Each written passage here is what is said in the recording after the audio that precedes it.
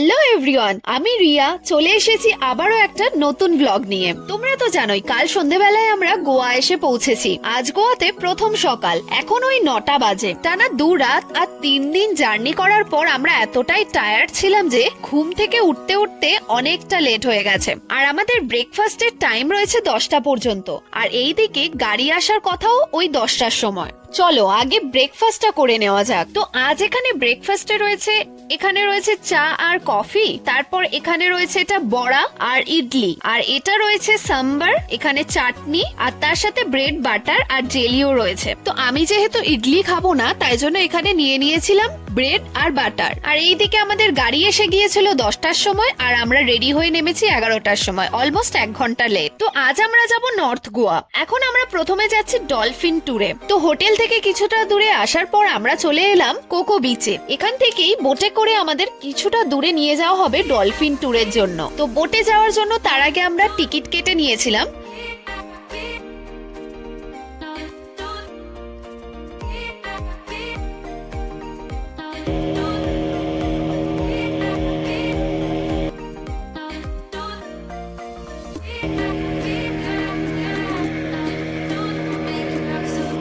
তারপর বিচ থেকে কিছুটা দূরে আসার পর আমরা দেখতে পেলাম ওশান ডেক ভিলা, আর এইটা হচ্ছে সেন্ট্রাল জেল। তারপর আরো কিছুটা দূরে বোট নিয়ে আসলো আমাদের ডলফিন দেখানোর জন্য। এখানে সমস্ত বোটগুলো দাঁড়িয়ে আছে টুরিস্টদের ডলফিন দেখানোর জন্য। তারপর কিছুক্ষণ দাঁড়িয়ে থাকার পর বোট আবার আমাদের নিয়ে ফিরে চললো বিচের দিকে। এরপরে আমরা চলে এলাম আগুডা ফোর্টে। এটা সিনকোয়েরাম বিচের ওপর, আর এটাও আরব সাগরেরই একটা অংশ।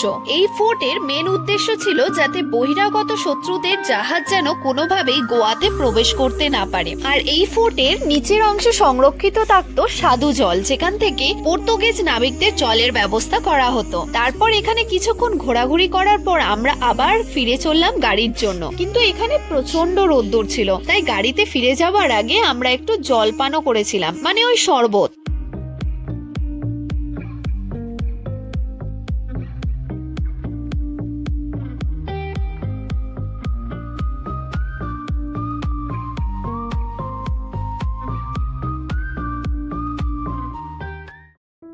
ওখান থেকে সোজা আমরা চলে এলাম ক্যান্ডোলিম বিচে। বিচটা কিন্তু আমার অপূর্ব লেগেছিল। অন্যান্য বিচের তুলনায় এই বিচটার ভিড়ও অনেকটা কম ছিল। এই বিচটা বেশ পছন্দ হয়েছে বলে মনে হচ্ছে আর একদিন আসতে হবে স্নান করার জন্য।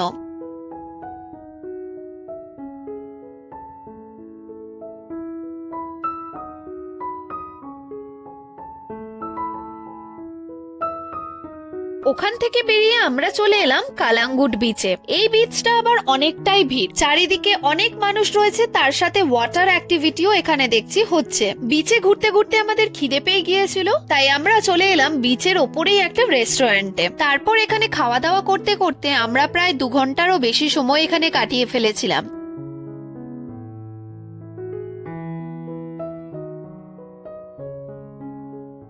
তারপর আমরা সোজা চলে এলাম আঞ্জুনা বিচে। এখানে এসে আমরা সূর্যাস্ত দেখতে পেলাম, অপূর্ব লাগছিল কিন্তু সময়টা। পাহাড় আর সমুদ্র একসাথে গোয়াতেই দেখা যায়, আর তার সাথে আবার সূর্যাস্ত, সব মিলিয়ে দারুণ ছিল দৃশ্যটা। এখানেই আমাদের অনেকটা সময় কেটে যায়, আর কোথাওই যেতে মন চাইছিল না। এখন সময় হয়ে গেছে 5:30 মতো, আর আজ সন্ধ্যেতে আমাদের আবার ক্রুজ পার্টিও রয়েছে। আর ক্রুজ পার্টির বাস আসার কথা 7টার সময়, তাই আমরা চটপট করে বাড়িতে ফিরে আসলাম। তারপর চটপট করে আমরা রেডি হয়ে পড়েছিলাম বাসের জন্য, আর এই রকম স্পিডে আমরা কোনোদিনই রেডি হইনি বলতে পারো। তারপর 7টায় বাস এসে যায়, আর এই বাসে করে আমাদের একটা বিচে নিয়ে যাওয়া হচ্ছে, সেখান থেকে ক্রুজ গুলো ছাড়া হবে। ক্রুজ পার্টির জন্য টাইম রয়েছে 8:30 to 11:30, মানে এই 2 ঘন্টা আমরা ক্রুজেই কাটাবো, আর তার সাথে ডিনারও থাকবে। তো এখানে এসে আমাদের স্ন্যাক্সও দেওয়া হয়েছিল।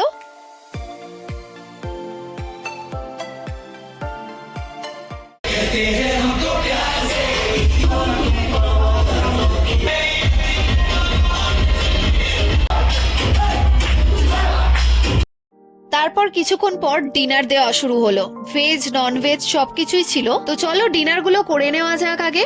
ভিডিওটা ভালো লাগলে একটা লাইক করে দিও, আর চ্যানেলে নতুন হলে সাবস্ক্রাইব করে দিও। দেখা হচ্ছে একটা নতুন ব্লগের সাথে। টাটা।